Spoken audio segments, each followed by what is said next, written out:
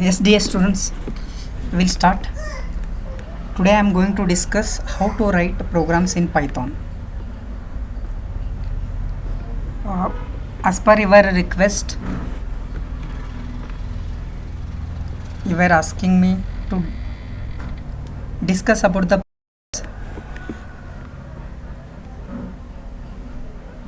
as I came to know that you people are facing difficulty in writing programs. Okay, so today this session I'll totally concentrate on how to write a programs in Python given a program statement. So what I do, initially I'll start with simple programs. Later we look into programs with a little bit complexity. Possibly, so today I'm going to discuss 4 to 5 programs in detail. So in the next session, if at all you wish, I can continue say with some other programs. So without wasting too much time on anything, so let's start the first program. So what I do, say I'm going to write the program statement here itself in a terminal. So let's see what is the first program that we are going to discuss today. Okay, so I'll write say vi, say like say first program. Actually the program name should be relevant to the program statement, because I am writing the program statement later. So just I'll name the program as program1.py. the extension py has to be given because we are going to write a Python program, right? Say here, say as a comment I am going to write the program statement. So the program statement is Python program, write a Python program to demonstrate traversal through a string with a loop. Means we are supposed to traverse a string with a loop. Python program to demonstrate traversal through a string with a, means given a string we are supposed to say traverse through that string by character. Like if a string is a VTU, say first we should take V, then T, later U. So this we call it as a say string traversal. Okay, say if Python is a string, say traversal of string is nothing but say we should take P, we should work on Y, T, H, O, N. This is called a string traversal. So for that purpose what I do is, initially because we are going to traverse a string, I'll take some variable called strng, where I am going to read a string entered by a user. So I'll write enter input. I'll tell a user to enter a string. Once a user will enter that string will be stored in a strng variable. So I want to count how many, let's say for example I want to print every character in this string. Say because the string is even considered as an array, say the first index of the string starts with a 0. I'll take one more variable called index and I'll initialize that with 0. Say this variable I am taking to point a character. This I am taking, this particular variable I am taking to index or point, whatever you say point character in string, in given string, character in given string. So initially the index is 0. Let's say for example given word or string is loop, then the first index will be at 0, means the first character will be at index 0, the second will be at index 1, third will be at index 2, and fourth will be at index 3. So because of that initially I will make index to 0. So later, because we are supposed to go through the all characters, I am going to use while loop. Okay, say while, because it repetitively I should print all the characters in it. Okay, because of that I will go with while loop. Say while, look at this index, every time I am going to increment this index. Because of that, if this index is less than length length of strng, means if it is less than length of strng, say len is a function which is going to return number of characters in a given string, and the string that we have read is stored in strng. len strng is going to return number of characters in a given string. Because of that, if the index is less than length of given string, then what I do is I am going to take a letter, first letter, like say for example letter is equal to, I'll extract a letter from that. The first letter, say, which will be there at index 0, say it is something like this, strng of index, right? Say now initially index is 0, it's as good as strng of 0. strng of 0 will be, say for example given string is a loop, then strng of 0 will be L, that will be assigned to letter. Now I am going to print this letter, print, print letter, and because I want to fetch the second character, I should increase the index. Index is equal to index plus 1, right? So that, say once, see, after increasing, initially index is 0, say index plus 1 means 0 plus 1 will be 1, say index is incremented to 1, say it will go to once again while loop, say while index is less than len of string, say now index is 1 less than length of string, whatever, if the string is loop, the length of string will be 4, 1 is less than 4, yes, then letter is equal to string of index, means strng of index. Strng of index, now index is 1, the strng of index will be, say for example O, that will be printed, and this will continue till all the characters in a string are processed. Okay, so later we can print say later we can just end the program. Okay, say here, say by giving any end statement, otherwise you just skip it. Okay, so we'll see how to what will be the output of this program. Okay, save. Now, so I'll execute this program with Python 3 interpreter. Say what is the problem? Say len of strng, say program1.py, say while index is less than len of strng. So there is a, yes, syntax error. It is giving syntax error because we are using a while loop and there should be a colon. Okay, I have forgot to put the colon there. Now say save it and once again execute this, enter a string, so I'll enter welcome to, so just I'll enter welcome, let's see, welcome. So this is what, say we have traversed this string character by character. See here in this program we have stopped, so just we have used that character to print, but you can work with that character, like say for example you can add something to that character, or say you can do any manipulation on that character. That is what a traversing through a string. Okay, so a very simple program. Initially we are reading a string.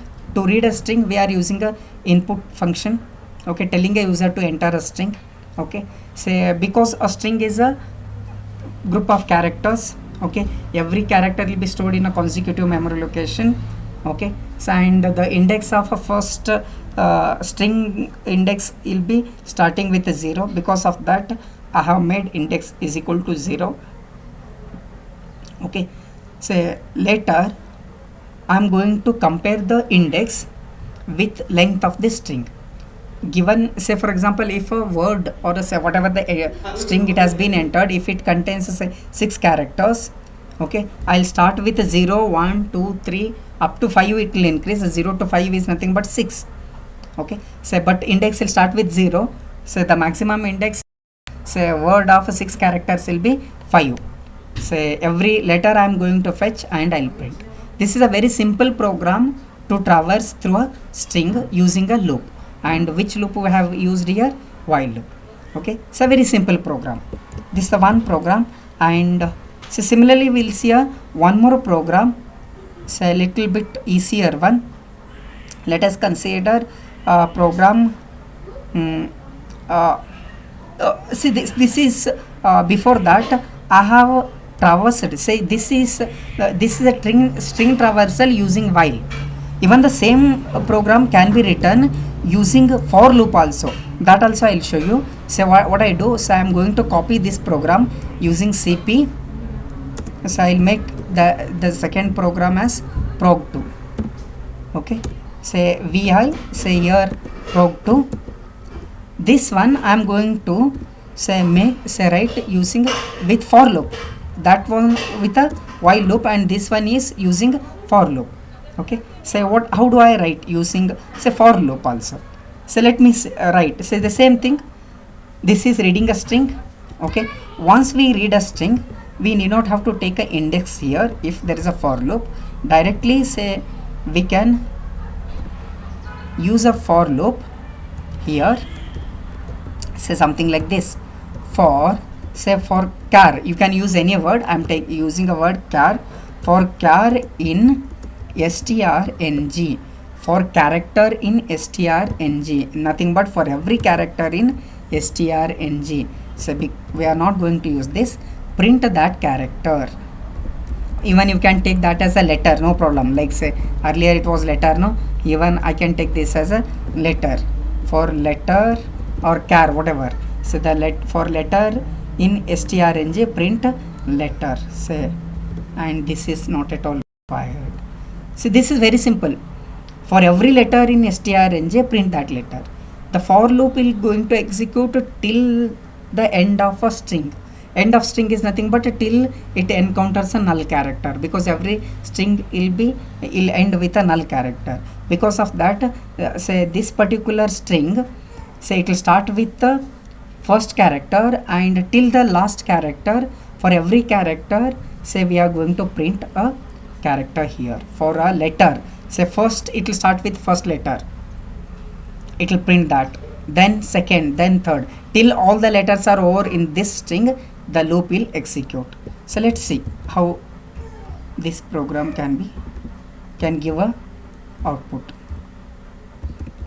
Python 3. Look at this. Now this time, so Belgavi. Look at the output. Okay, say the string traversal I have explained using while loop and even using for loop. So most of the time, say whenever string is there, say if at all I want to fetch every character, for loop will be very simple. Not even say string, even we can traverse a sentence also. Like say for example, so what I can do, this strng is there, no, in place of that I can say for example the same program, if I execute like welcome to Python programming, this is the string.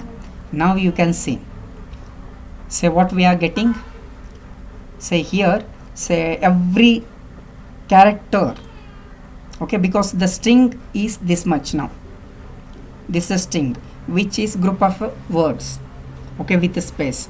So the total characters, the total this program has traversed through every through this string, each character, so right from W to last programming G. Okay, so this is one thing, right? And say whereas the same thing even for the earlier program 1, that can be the even we can do the same thing there also. Like even for the program 1 using while loop, say that it will also give the same output for given sentence. The sentence was say what was the sentence? It is welcome to Python programming, right? Okay, just a minute. So what was that? Python, okay, so 3. So once again, I'll type that. I'll copy and paste this. So now the same output as previous. Welcome to Python programming. So this is very simple program which we have discussed, string traversal. Okay, so we'll go to the next program, where is some other program I'll take, a simple program. Like say I'll take a program to concatenate and compare two strings. Okay, a Python program where we can concatenate and compare two strings. So I'll say the name of the program is concatenate and compare two strings. You can give a good name, reasonably good name, but I'll give this as a program3.py. Okay, now say the name of program statement is this. Okay, Python program to concatenate and compare two strings. It is the statement can be something like this: write a Python program to read two strings and compare and concatenate two strings. To read two strings from a user, compare and concatenate both the strings. Something like that will be program statement. Now the important thing is I should read two strings from a user. How do we read? Reading two strings from user. From user we are going to read two strings. So simple method I'll tell you. So first one is like str1 is equal to, the two methods I'll tell. One is str1 is equal to input. Okay, enter, I'll say enter two strings, enter first string,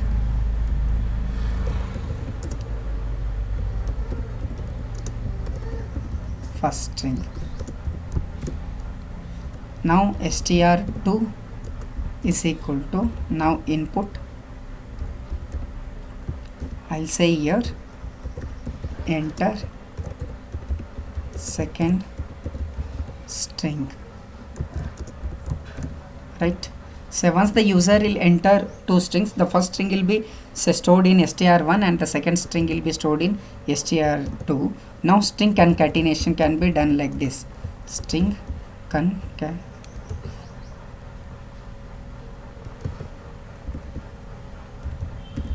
can be done like this. Okay, it's very simple. Like say after concatenating both the strings, after adding both the string, I'm going to store that in str3. So that is str1 plus of str2. Very simple thing. So here string concatenation can be done just by using a plus operator, so addition operator.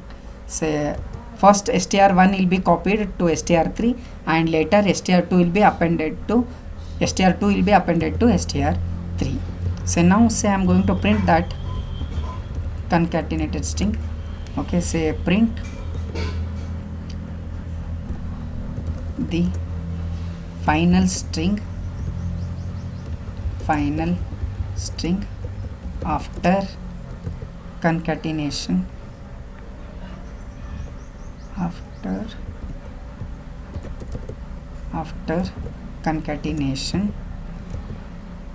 is equal to, say here, comma str3. Okay, this is string concatenation. If at all I want to compare two strings,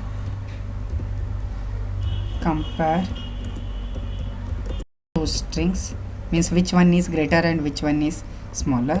Okay, say I can show the execution, only this much execution. Like just you type python 3, let's see what is the problem. str3. Okay, so there it should be comma. So there is a typing mistake, it's not full stop, instead of that it is comma here. Now let's see. str3, the final string.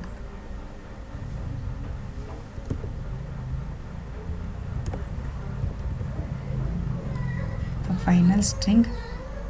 Okay, the mistake here is I have used double quote, there single quote.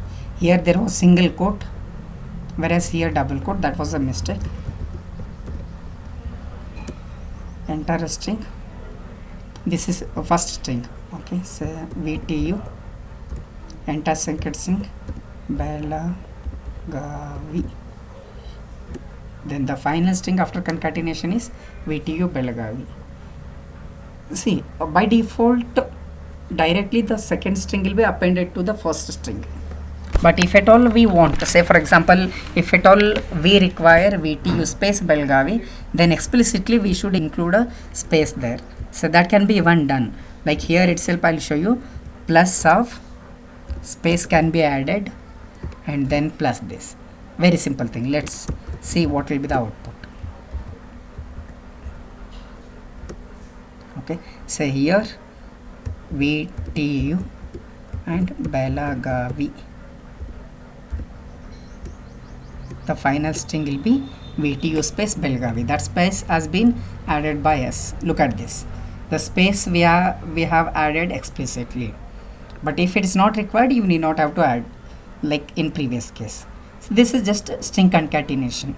So if at all I want to compare two strings, when it comes to comparison, there can be three possibilities. The one first possibility is both the strings can be equal.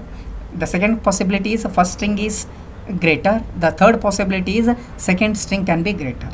Okay, so we can have once we compare two strings, we are supposed to tell all three possibilities. The first and foremost, I'll use if statement. I'm going to compare both the string str1. If str1 is equal to str2, so the meaning here is both the strings are equal. I'm going to print. Okay, so what I type is both the strings are equal. Okay, so I'm going to type, say here both the string %s and %d. So one more method I'll tell how to print this. %s and %c are equal. Here because there are two strings, you give str1 comma str2 inside the bracket like this. Okay, see this is format specifier. Two format specifiers are there. Obviously they expect two arguments. One is here and another one is here. The first variable is str1 and the second one is str2. Okay, say, and now if both the strings are equal, well and good. Otherwise, elif, say it's something like else if str1 is greater than str2, then what we do, say we can type print %s is greater than %s. Okay, so now %str1 comma str2. Okay, so else obviously the last option will be, so we need not have to compare, so the last will be print. Okay, so this will be directly print %s is greater than %s, but the first one will be str2 and the second one will be str1. And hope, see what important thing you are supposed to observe here is, very much important here is, say for example, just a minute, because say if I have used double quote here, I should use double quote here, otherwise single quote. Okay, if it starts with double quote, end with double quote. If it starts with single quote, end with single quote. Okay, in case of comparison, keep this in mind. When there are two strings, consider one is say VTU and another one is Belagavi. Say first string is VTU, consider that, and the second string is Belagavi. Then it will compare first character with the second character. If first character itself is greater than the second character, it will not go for the comparison of remaining characters. like say V is greater than B, it will directly say that the first string is greater than the second string. In case of two characters, like say for example apple and banana, here apple A is first character, B is second character. If we see the ASCII value of A, the small a ASCII value is greater than capital B ASCII value. Because of that, the first character will be than the second character. Say it will not compare any other characters, it will directly say that say the first string is greater than the second string. Whereas say for example this is apple and this is there is some other word like say banana, say the same thing, but here the first character is smaller than the second character. In that case it will directly tell that the second means the first character in first string is smaller than the first character in the second string. In that case the program will directly tell that the second string is greater. Only when both strings are equal, like say both are apple, say it is going to compare both strings, okay, character by character till the last one. So let's see now. We'll execute this program. Okay, the first one is VTU and second one, okay, first string is VTU and the second string is Belgavi. Let's see. The final string is VTU Belgavi. VTU is greater than Belgavi, as I have told, because V is greater than B. Say for example, once again if I execute this, so let me consider the first is apple, okay, and the second one is banana. Banana is greater than apple. So once again if I execute this, say first is apple and second one is apple, both string apple and apple are equal. I hope you understood this program. Like say for example the next program can be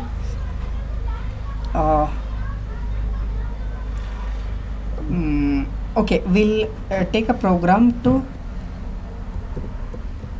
generate prime numbers. Okay, so I'll take a name of the program as prime.py. So let's write a Python program to generate and print prime numbers up to say 2 to 50 or say any two ranges, 2 to 50, or you can take 23 to 50, say any two. In general you can have say for example between say n1 to n2 in general, between n1 to n2. Say for example the prime numbers between n1 to n2, n1 if n1 is equal to say n1 is equal to 10 and n2 is equal to say 20.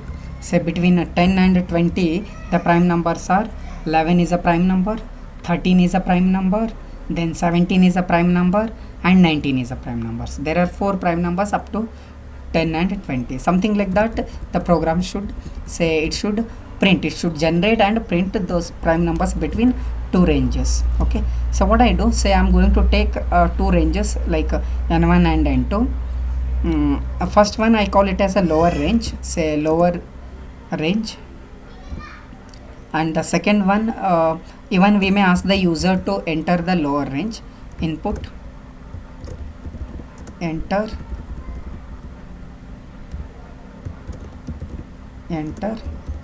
lower range,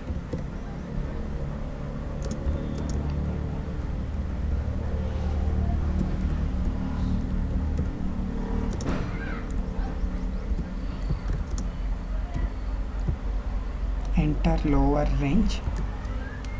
Okay, and whatever the input will be there, that will be converted to int, because by default it will be string. And the second will be, say I call it as a upper range, and this once again you tell the user to input, enter upper range.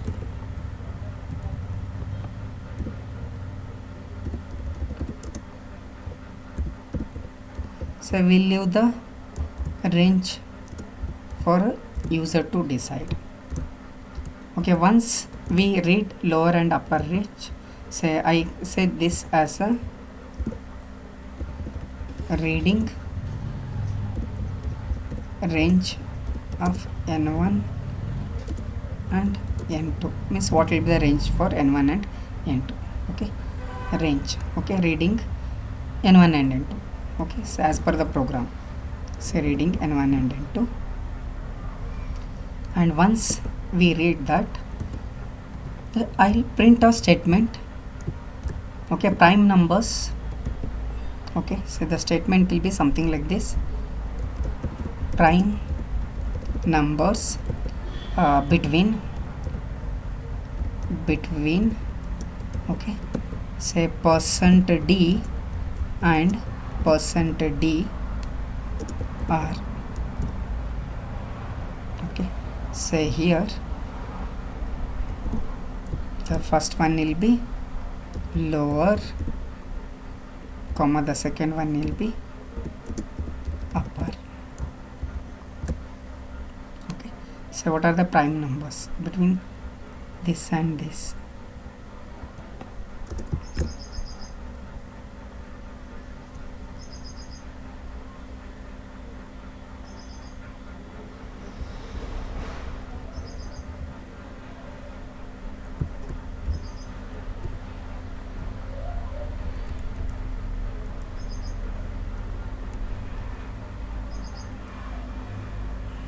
Right. Okay, so this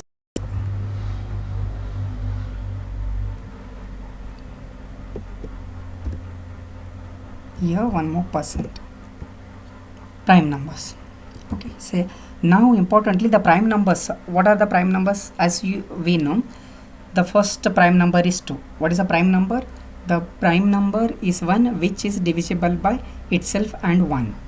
So if we see 3, which is a prime number, it is divisible by 3 and 1, means a prime number is 1 which is only divisible by 1 and itself. Like say 5 is a prime number because it is divisible by 5 and 1 only. Say 7 is a prime number because it is divisible by 7 and 1 only. Say like say 11 is a prime number because it is divisible by 1 and 11 only. Say 15 is not a prime number because it is divisible by 3 and 5 along with 1 and 15. Say the prime numbers are those which are divisible by only 1 and itself. Okay, so in that case, how to decide a prime number? If given any number, whether it is prime or not, to decide that, you divide that number starting from 2 to up to the number -1. Say for example, given 11 is a prime number, we can divide 11 by 2 to 10. If it is not divided by that, obviously that is not a prime number. Means that is a prime number. If it is divisible, that's not a prime number. Say if 11 is a number, then we should divide it from 2 to 10. If it is not divisible by any of those numbers, then it will be a prime number. So what we do, so I'm going to use a for loop here, because every time I should check. Look at this. The important thing is the program to generate and print prime numbers. The thing is, there are two different parts in this program. One is between n1 and n2, how many prime numbers are there, I should test. Like say if n1 is 2 and n2 is 10, between 2 and 10 how many prime numbers are there, I should test. For that purpose I am going to use first for loop. For what I do here, for, so I will use a variable num. For num in range, so I use a keyword range. So in range of lower, comma, upper. When I use a keyword range, it will start with lower range, but it will say go to upper range -1, because I should go up to upper range. Because of that I add +1 to that. Say for example, the range, if I say before I say use this particular program, I will show you say simple program like t.py to tell about the range. Okay, so let's consider I just use some num, and I'll ask the user to enter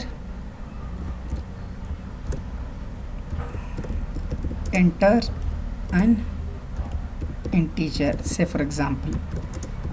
Okay, so this one I'll convert to int and store in num. Okay, now I want to type 1 to num, all the numbers here. Okay, for that purpose what I do here is I just use for say for num, or say some I, anything can be taken, for num in range of so the first one is 1, the second one will be up to num. I want to print all the numbers 1 to say num. So what I do, I just print num. See, here I am telling you how to use the keyword range. The range keyword will start with the first index and it will go up to num minus 1. So if I execute this, let's see, Python 3. Okay, so I'll take 10. Now you can see 1 2 3 4 5 6 7 8 9 up to means 1. It started with first range and last range minus 1. Till that it has fetched every numbers, right? Say in that case, say if at all I want it to print say 1 to 10, then obviously I should add here num plus 1, so that it will going to print up to 1 to 10. And one more thing, you can see by default the print statement is going to insert a new line at the end of printing. Means at the end of character, whatever it prints, at the end of last character it will going to insert a new line, but that can be overridden by using a keyword called here. So we can add end, means end character we can decide instead of a new line. Say for example, if at all we want space, we can include a space. Look at this, what will be the output of this? Now you can see in earlier case all numbers were printing on a new line, but here with a space it is printing. If at all, see, because I have added a space here, even if I remove a space and just put a null character, say you can see the output, there will not be any spaces between the numbers. Now I hope you are understanding use of say end means printing a end character in a print statement, how to decide that. Okay, say this means after printing this number, the end character should be this, that's a meaning. Okay, so one thing is here we have discussed how to make use of range, and another one is how to have a print statement. Not only that, even you can have any end statement. Say for example, in end character you want to have plus, just see what you will be having. Okay, so whatever the character you want to print at the end, that can be given here. Okay, so at the print, you at the end of print statement print this character. Okay, so now this concept I'll use here.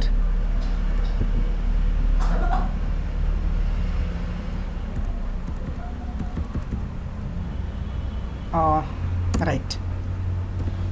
Okay, so this I hope you understood why it is from say lower, the range is lower comma upper plus 1, say for loop.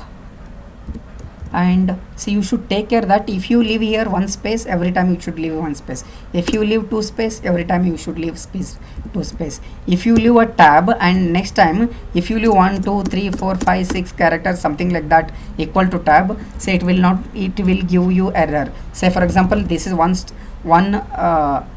statement, so where I have given a tab.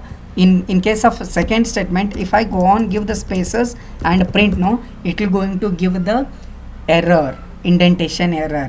See, every time if you are giving a tab, you should give tab itself. if you are giving spaces, you should give spaces itself. Say once, don't look at, okay, so the characters here and here both are same. You should look at the whether you are giving one tab or say one space, two tabs or two space, whatever. Say the starting indentation, whatever you give, it should be followed throughout the program. So otherwise you are going to get indentation error. Okay, so now every time here I am going to follow give one tab. So what I do, if num is, because the num is from lower to upper, if num is greater than 1, because 1 is not a prime numbers, because of that, if 1 is greater than num is greater than 1, then only I will start. Okay, what I do here, for, see, let us consider the lower range is 10 and the upper range is 20, then it will start with a 10. Num will be 10 and it goes up to 20. Okay, so initially the num will be 10. 10 is greater than 1, yes, then it will come here for say for example some I in range of, now I should decide this 10, which is the first prime number. I should decide whether it's a prime or not. I should divide this in a range of 2 to this number, like say 2 to num. As you know, it will start with 2 but it will stop num minus 1, means it will not be divided by num, instead it will divide at the end num minus 1. So this is for I in a range of 2 to num. So what I do is, I am going to divide I by, say I means the first number which is nothing but 10. I am going to divide I by, say for example, if I this num by num mod I, if num mod I is equal to 0. If num mod I is equal to 0, then obviously this is not a prime number, so break this. Break is a keyword. Okay, so if num mod I means the mod is a remainder operator. After dividing a num by I, say for example, if the given number is 10, 10 by 2 is 0, then this is not the prime, just break it. Okay, break. If say given number is 11, then obviously it will not the num mod I will not be equal to 0, it will not break. Instead, see, what will happen is, the important thing is here, for every, see, look at this, this has to be done for every, for I in a range of 2 to num, this has to be printed for everything. Once it will come out of this, okay, so if this is not printed, means if num mod I is not equal to 0, then we can say that it is a prime number. Then I'll print that, print num, means num will be a prime number. Okay, so let's see this.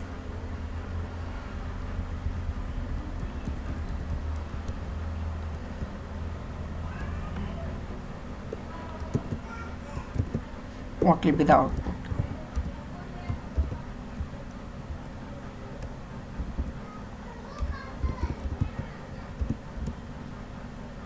First is, say for example, 2 and the second one is, otherwise, okay, second one is 10. Lower range is 2, upper range is 10. 2, 3, 4, 5. Oh, just a minute. Everything is printing.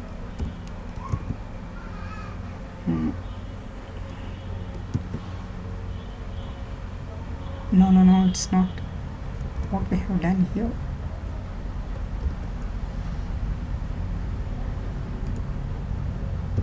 To 10. We are right.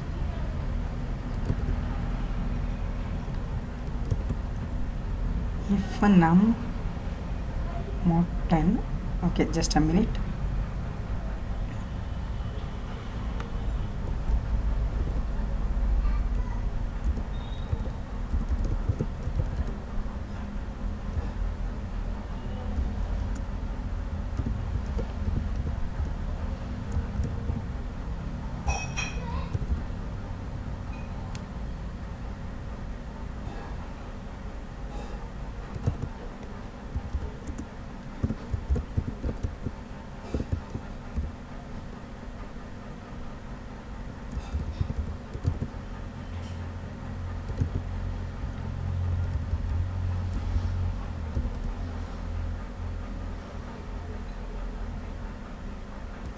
Okay, say here, say if, say just simple thing, coming to the first thing here, it will start with lower range and it will go to up to upper range, means upper range -1. If first number is 10 and the second one, first number is 2 and the second one is 10, so it will start with the 2. If 2 is greater than 1, yes, for I in range of 2 to num, say 2 is obviously the prime number. Say if it, say one thing is, here you should start from, you should vary every number from 2 to 10. Here you should decide, you should divide that number from 2 to up to that number itself, means n. If not divided by such numbers, then obviously it is equal to, say here, say here I'll write, say else, means if the number is, sorry, not divided by this,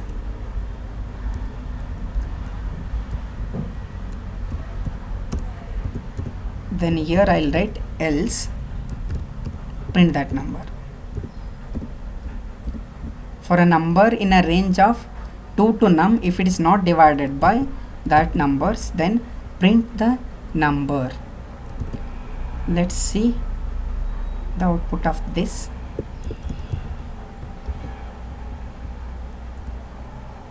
Two, here say 10. Okay, 2 is a prime, 3 is a prime, 5 is a prime, 7 is a prime. So once again, one more out in I'll give, so like a 2 to, say for example 30, I'll give 2 to 30. 2 is prime, 3 is prime, 5 is prime, 7 is prime, 11, 13, 17, 19, 23, 29. Yes, all are prime numbers. Hope say you are understanding. First is, say for example, say one more time I'll execute this. Say for example, here first range is 10, 20 and second range is 50, 23, 29, 31, 37, 41, so and so. Here you can see the first one is 20 and the last one is 50. 50 is not a prime, 49 is not a prime, 48 is not a prime. Because of that, it has stopped at 47. Say for example, if I type this from 20 to 47 only, say 20 to 47, see it has started with 23 and up to 47. Okay, so here once again we'll go through this. I'm reading two ranges, very simple thing. First I should see how many numbers are there between 20 and say for example in our case 40. For that purpose, for num in a range of 20 and 40, 40 means 40 plus 1. In that 20, 21, 22, 23, 24, 25 up to 40, it will going to take every number. In that first number will be num, the first number 20 will be assigned to num. Okay, so because of that I have executed this for loop using range earlier.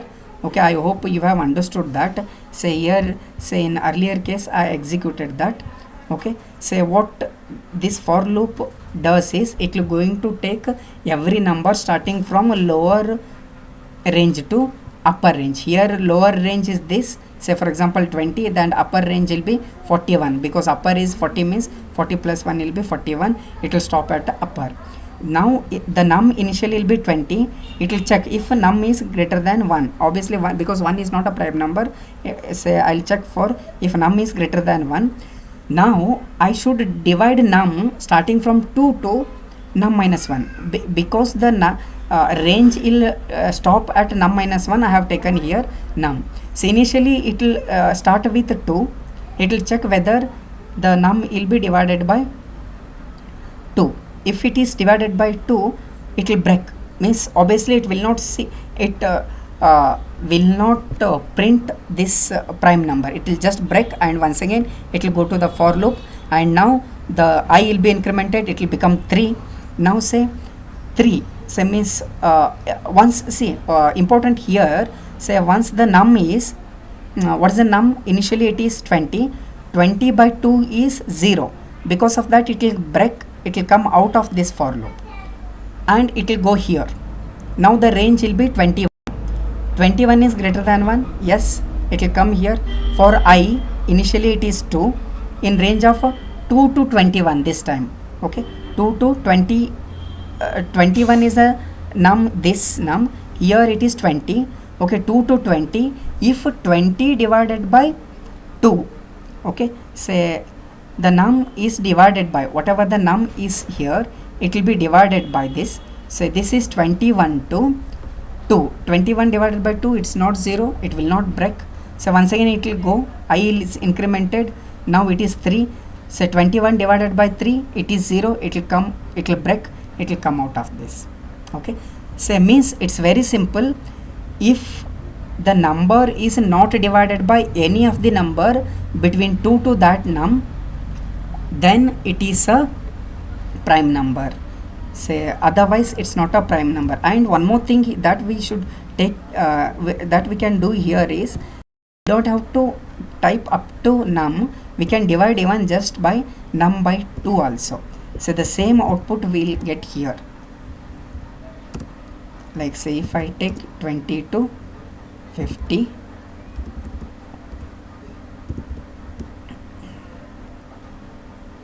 what is the problem? Range of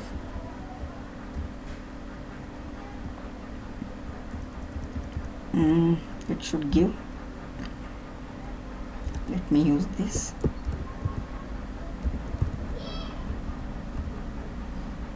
$20 and $50, right? See, there is no difference, but here say it will make a much difference in execution.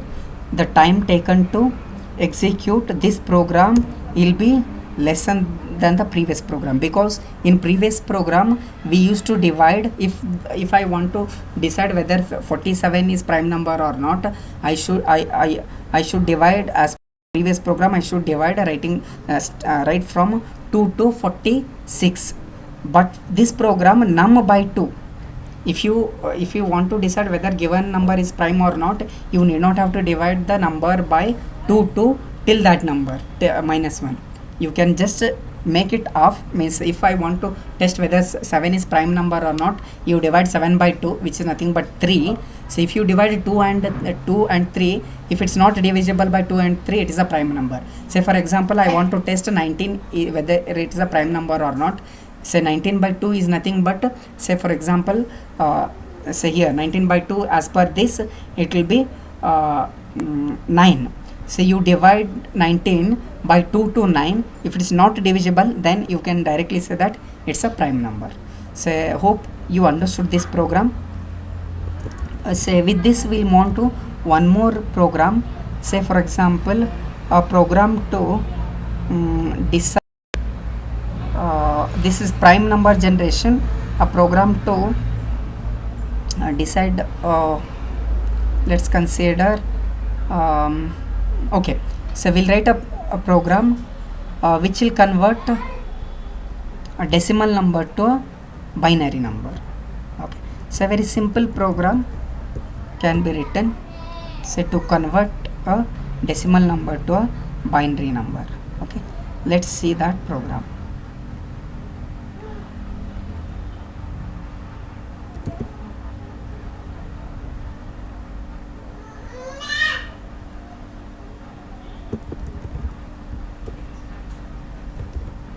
vi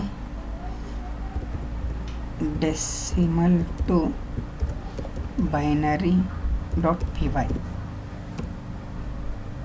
Yes, here say the program is something like that. Write a Python program, Python function that takes a decimal number as an input and convert that to a binary equivalent and return the same. Means our intention is to write a Python function which will take a decimal number and return the binary equivalent. Okay, so instead of telling say return, so I'll say that print the binary equivalent. It should take a decimal number and print the binary equivalent. Say here, because I should write a function to convert decimal to binary. I'll write a function to convert from decimal to binary. Say as usual, the function can be written starting with a definition of a function. I'll say decimal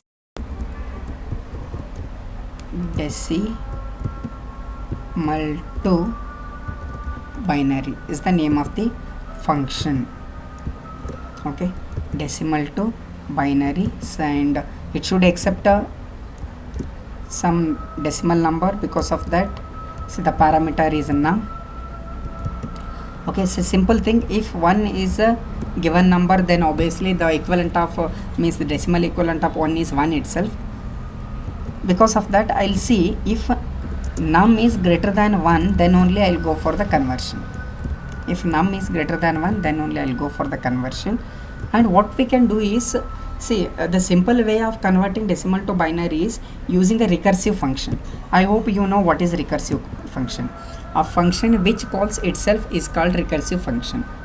Okay, say normally that recursive function you might have used in case of finding say for example factorial of given number. Say the same kind of program I'll write here.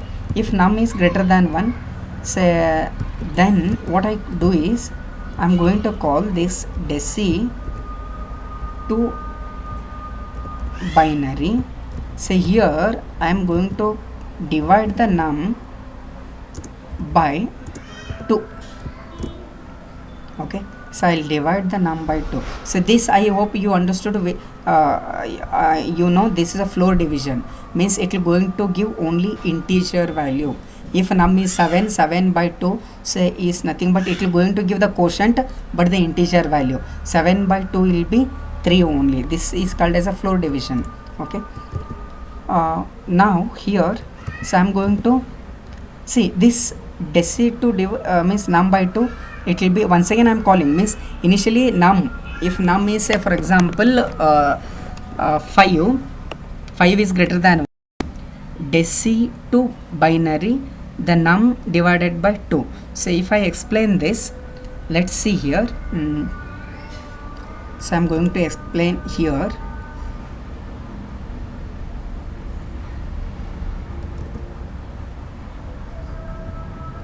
Okay, so I'll explain.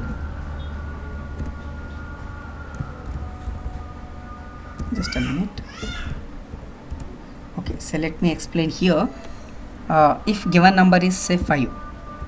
Okay, so if given number is 5, initially what it does, I'll write the program so that it will be easier for you to understand. So after dividing the number, what can be done is I'm going to print it. Print num mod 2, comma, say at the end character is equal to say space, no space, just null character.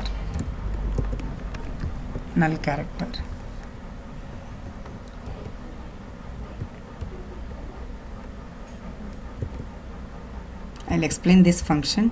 Before that, let me write the main code.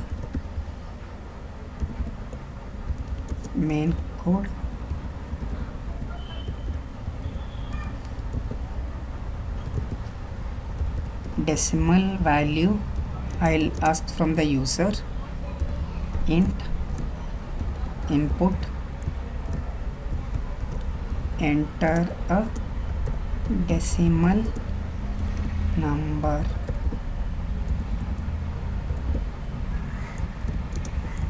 Right, once the user will enter, it will be converted to int, and here say I'm going to print a statement something like this, equivalent of binary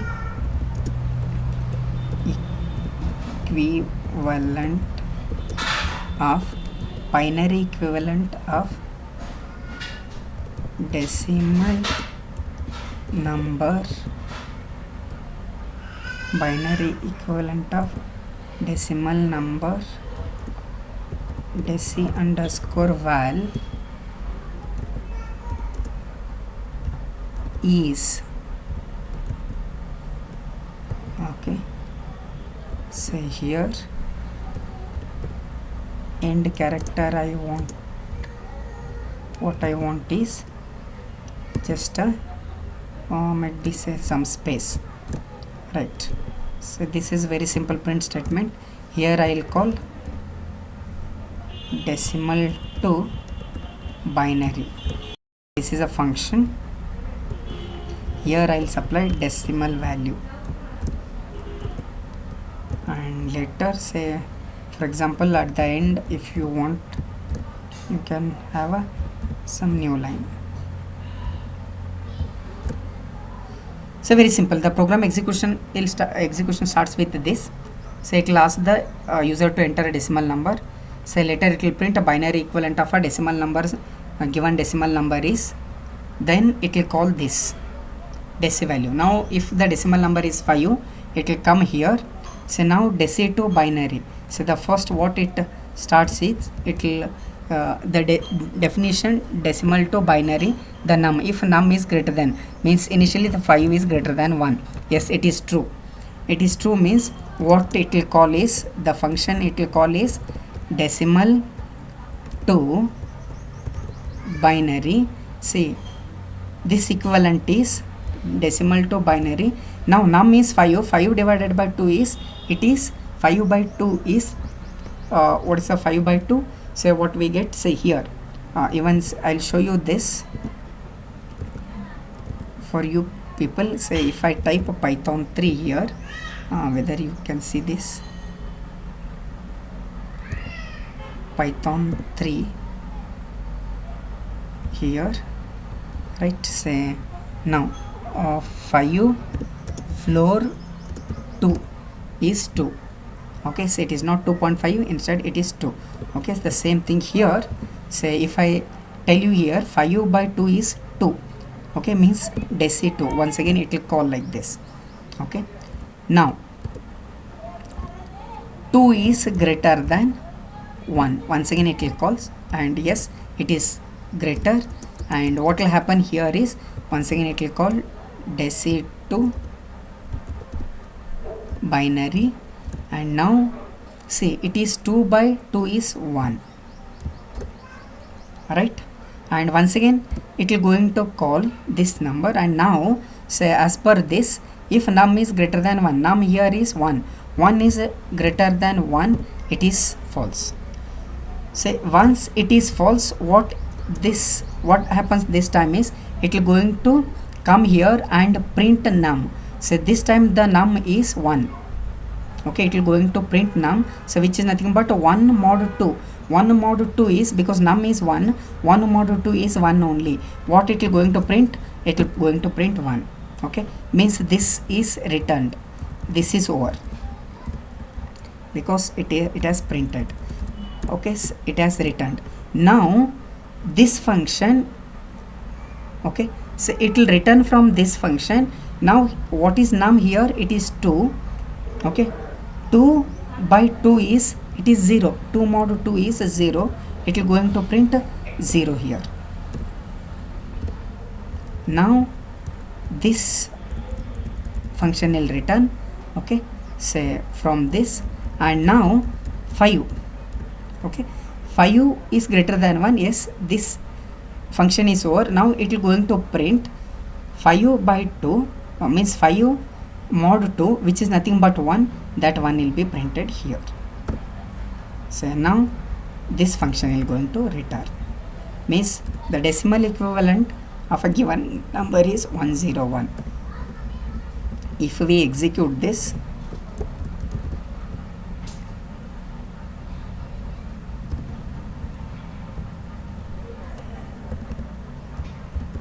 Python 3, say if given number is 10, binary equivalent of 10 is 101. If given number is, say for example 16, binary equivalent of 16 is 140. Okay, if given number is say 255, binary equivalent is 4 ones. Once again, say if given number is 256, say binary equivalent is 1, and how many zeros? 8 zeros are there. Okay, for any number, say it will work. If the given number binary number is, say for example 15, then 15 is 1111. Okay, so hope this program is clear. Say here, this is a very simple function which we have I have used recursion here. Okay, so very simple. You just go through this. Given number, if it is 5, initially say 5 is greater than 1. Okay, yes, true. Okay, so once the 5 is greater than 1, it will come here and it will call for, so I'll type here, look at this, the first one is, it will check is 5 is, first time the function is executing and it is checking whether 5 is greater than 1. I'm considering num as 5 for our simplicity. Okay, 5 is greater than 1, yes, true. So what it is going to call is, it is going to call deci to binary.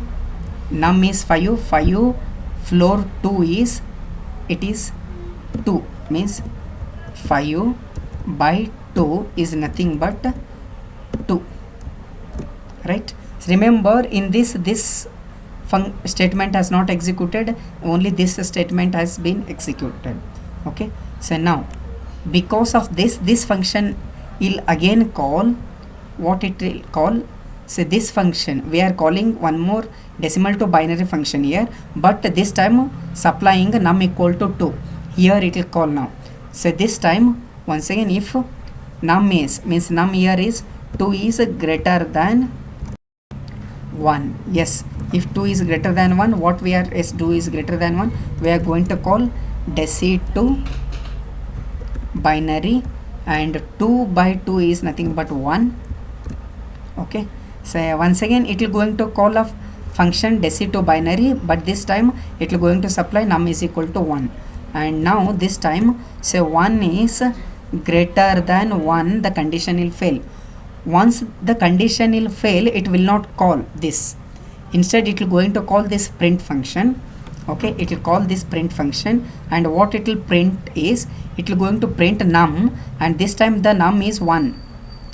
1 mod 2 is 1 only, and at the end it will not print new line. Instead of that, it will print a null character. Null character is nothing but 0. It will not and null character ASCII value is 0. It will not print anything. Okay, so now this has been executed, it returns. Because it has been executed, it returns. This function will return. Once this function will return, it will return to this function here. Okay, here 2 is greater than 1. Yes, the num is 2. Already this function has been executed. Say here, means this statement has been executed. Here num is 2. 2 mod 2 is 1. 2 mod 2 is 0. Okay, so because of that, it will going to print 0 here. Okay, and it will return, because this has been executed already, it will return to this statement. So where 5 is greater than 1, when 5 was greater than 1, it had called this. Now this function has returned. Obviously it has to execute this statement. Now num mod 2, num is this time 5 mod 2 is 1, it will print that one, and now say nothing is there, the program, the total function will return. Okay, so I hope it's clear to you. So once just go through this, if any doubts you can ask me. Okay, so this is one more program which we have discussed. I don't know how many programs I discussed. Hope I have discussed 3 or 4 programs. Okay, I can discuss still more programs, but what I do today for this much I'll stop. What I do is I'll give you two more programs, one or two programs for your work. You go through these programs which I have discussed and work on the program statements which I give now. The first program that you can work on is the simple program I'll give you. You take up this program statement, okay. So here itself you note down this program statement. The first program you can write is like Fibonacci series, fibo.py, okay.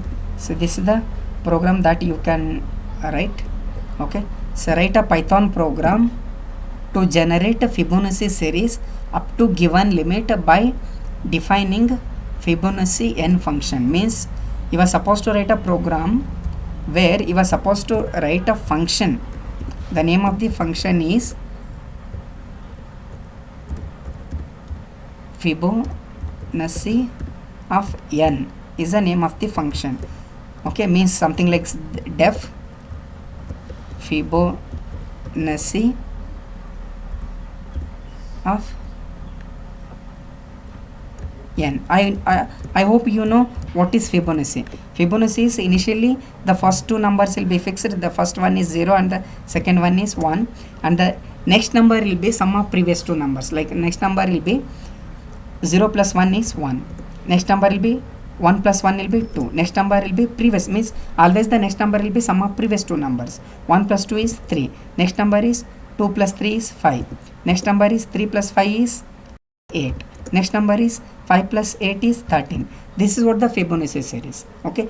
Limit of n means, say for example up to n terms. Here 1 2 3 4 5 6 7 8. So in this case n is equal to 8, okay. So up to n numbers you are supposed to generate the Fibonacci series. Very simple thing. Remember the next number is always sum of previous two numbers. This is the one program which you can write, and one more program you can try, say which I'll give you now. So it's a very simple program, even which you can execute easily. It's based on the for loop, okay. So like sum of even numbers, vi, I'll call the program as sum of even numbers dot py. This is the program. Like write a Python program to compute only even number sum within a given natural number using continuous statement. Means if a even number, like say up to n, if I say natural number up to n is equal to 10, up to 1 to 10 how many even numbers are there, it's a sum you are supposed to compute and print, like 2 plus 4 plus 6 plus 8 plus up to 10. So that is a program. So very simple, but use continuous statement in writing that program. So these two programs you type and submit to me. I'll just check it out whether if you get the output, well and good, and if you don't get the output, obviously we'll going to discuss that, okay. So if you understood these programs, well and good. If you have not understood, you just ask me, say I can we'll discuss once again with a better, some other better approach. So with this, so I'll stop today and we'll continue in next class.